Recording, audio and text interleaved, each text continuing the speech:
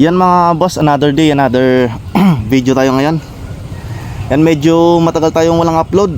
At nasira yung ating Yonghen compressor, kaya medyo olats tayo ngayon sa upload. Nga pala mga Cunters, mga bossing, meron tayong bagong ipapakilala sa inyong unit.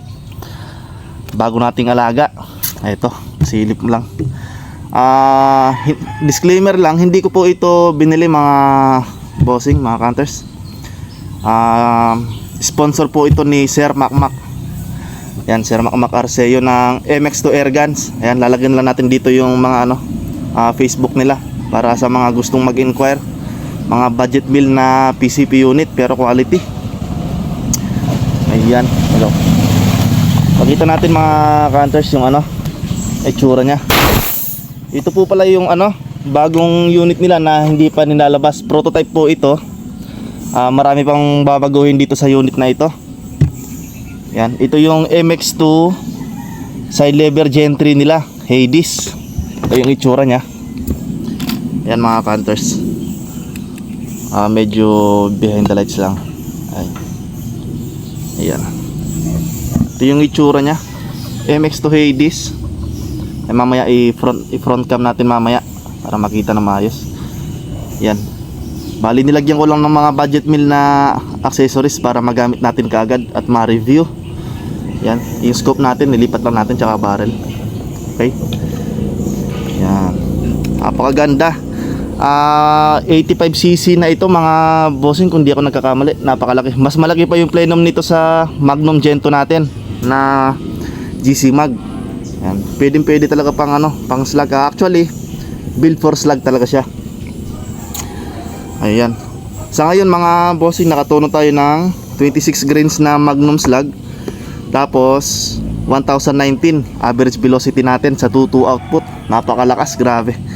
Yung highest velocity niya nasa 1050 kung di ako nagkakamali sa 26 grains.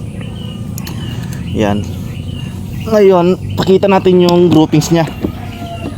Naitono ko na ito. Initial tuning lang, quick tune. Naitono ko na siya sa 50 meters. Nagwa one hole naman siya. Napa one hole natin. Tapos nag zero tayo ng 30 meters. Ngayon, subukan natin sa 150. Tignan natin yung groupings niya. At isa lang yung target plate natin, yung isa ginagamit natin dito sa sa 30 meters, gawa nang wala tayong target dito sa pang zero. So yan, pakita natin yung unit, front cam natin. So yan, ito yung unit mga bossing, MX2 Gen 3 side lever na Hades. Yan, sa mga gustong mag-inquire nito, baka magustuhan nyo. Abang-abang kayo mga bossing pagka na-release na ito. At prototype pa lang ito, marami pang babaguhin. Yan, yung itsura nya. So ngayon, testing natin doon sa 150 meters. I-range lang natin para makita natin yung ayan.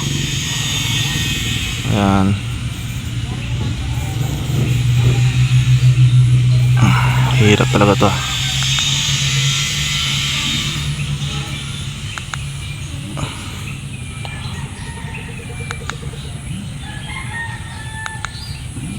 Ayan, 152.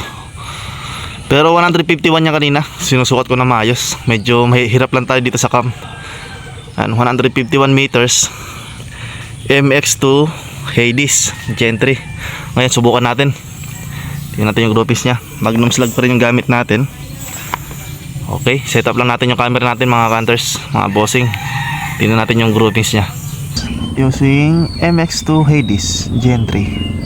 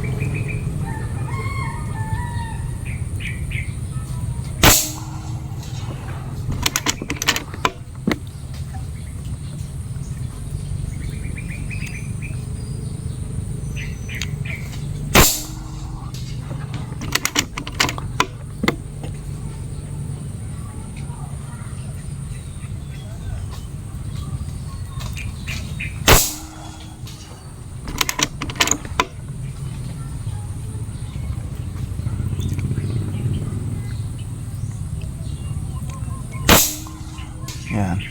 151 meters with 1 flyers. Pero not bad. Napaka-solid ng groupings niya. MX2 Hades Gen 3. Yan. Prototype po ito.